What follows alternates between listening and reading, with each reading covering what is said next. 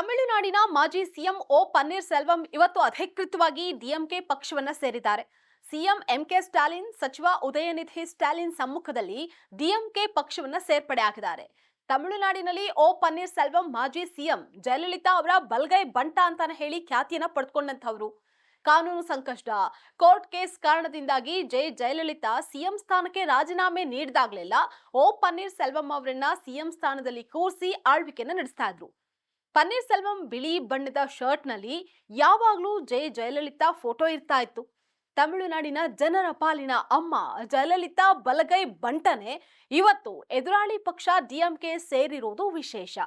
ಪನ್ನೀರ್ ಸೆಲ್ವಂ ಅವರನ್ನ ಎಐಡಿಎಂಕೆಯಿಂದ ಉಚ್ಚಾಟನೆ ಮಾಡಲಾಗಿತ್ತು.